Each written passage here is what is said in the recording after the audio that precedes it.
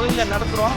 உடனடியாக தேசிய நெடுஞ்சாலை நிர்வாகமும் டோலில் வசூல் செய்யக்கூடிய நிறுவனமும் உடனடியாக இந்த பேருந்து நிறுத்தத்தினுடைய நிலத்துறையை அமைத்து தரணும்.